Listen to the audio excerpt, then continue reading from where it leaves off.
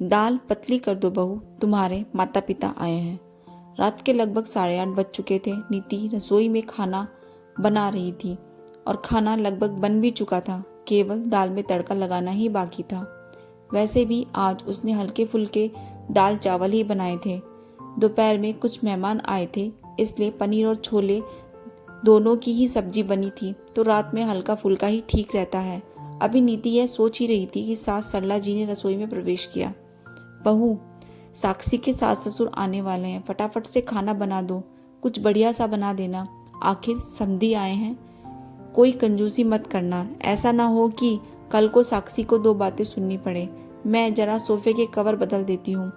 नीति के जवाब की प्रतीक्षा किए बिना ही सास सरला जी बाहर चली गई, क्योंकि वह जानती थी कि नीति सब कुछ संभाल लेगी। लेकिन सरला जी की बात सुनते ही नीति को 10 दिन पहले की घटना याद आ गई और ना चाहते हुए भी उसका मन एक बार फिर से दुखी हो गया। दरअसल सरला जी की आदत है, वह अपने रिश्तेदारों का स्वागत बहुत ही अच्छे तरीके से करती है, लेकिन अक्सर जब नीति के घर से कोई भी आता है तो उन्हें उचित सम्मान नहीं देती है। जब भी नीति के घर से कोई आता है तो सरला जी अक्सर मुंह बना लेती हैं। कभी अच्छे तोहफे न लाने का ताना देती है, तो कभी यह ताना देती है कि बेटी के घर यूं रोज रोज नहीं आया जाता। कभी बची हुई मिठाई उनके आगे रख देती है, तो कभी कोई और ऐसी बात जो नीति को दुखी कर देती है। लेकिन पिछली बार तो हद ही हो गई, जब नीति के माता पिता अचानक बिना किसी पूर्व सूचना के आ गए, तो सरला जी ने दोबारा खाना न बनवा कर दाल को पानी डालकर पतला करने का आदेश दे दिया और दोपहर की पड़ी हुई सब्जियों में छोंक लगाकर गर्म करने को कह दिया। और रायते में तो वह खुद ही पानी डालकर चली गई।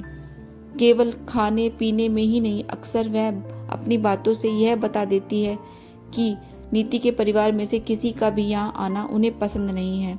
वहीं दूसरी तरफ अगर उनकी बेटी के ससुराल से कोई आता है तो 36 तरीके के व्यंजन बनाए जाते हैं, उन्हें पूरा सम्मान दिया जाता है। आज भी जब उन्हें पता चला कि उनकी बेटी के सास ससुर आने वाले हैं तो उन्होंने नीति को बढ़िया खाना बनाने का हुक्म दे डाला।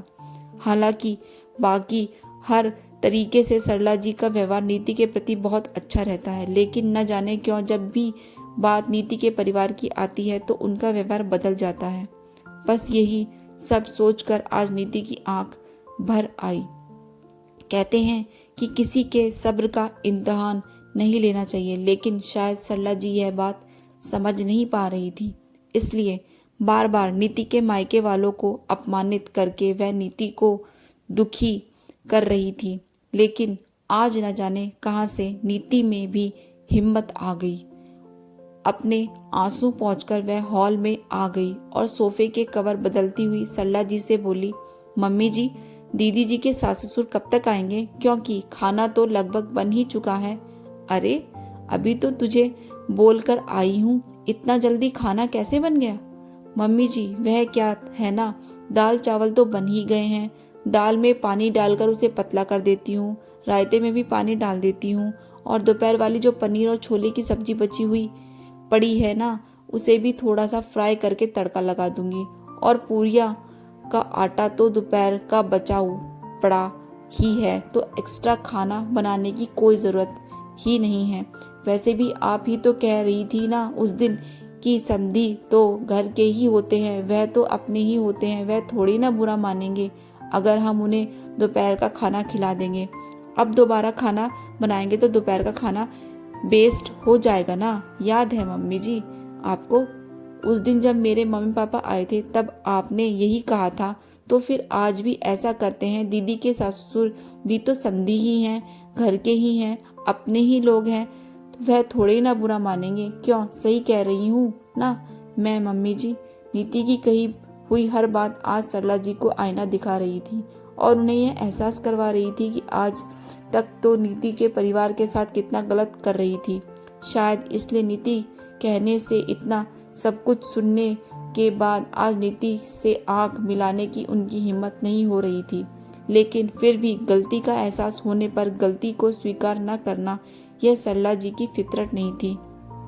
इसलिए बंद ही मिनटों बाद उन्होंने चुप्पी तोड़ते हुए नीति से कहा, बेटा, सबसे पहले तो आज तक जो गलत व्यवहार मैं तुम्हारे परिवार के साथ करती आई हूँ उसके लिए मुझे माफ़ कर दे। और दूसरी बात, मैं तुमसे वादा करती हूँ कि जिस तरीके का व्यवहार साक्षी के ससुराल वालों के साथ मैं करती हूँ, जिस तरह उन्हें मान सम्मान देती हूँ, वही मान सम्मान और वही अपनापन अब से मैं तुम्हारे परिवार को भी दूंगी। देर से ही सही, लेकिन मुझ पर गुस्सा करके मुझे 2 बातें सुनाकर सही राह दिखाने के लिए थैंक यू बेटा। दोस्तों, अक्सर यह देखा गया है कि लड़के वालों का व्यवहार लड़की वालों के प्रति अच्छा नहीं होता, उन्हें उचित मान सम्मान नहीं दिया जाता है। जबकि जिस दिन माता पिता ने आपको अपने जिगर का टुकड़ा दे दिया, उनका सम्मान तो अत्यंत आवश्यक होता है, लेकिन फिर भी हमारा यह समाज न जाने क्यों उनकी अवहेलना कर बैठता है। इस विषय पर आपके क्या विचार हैं? यह कहानी आपको कैसी लगी जरूर बताइएगा। Thanks for watching. Please subscribe my channel.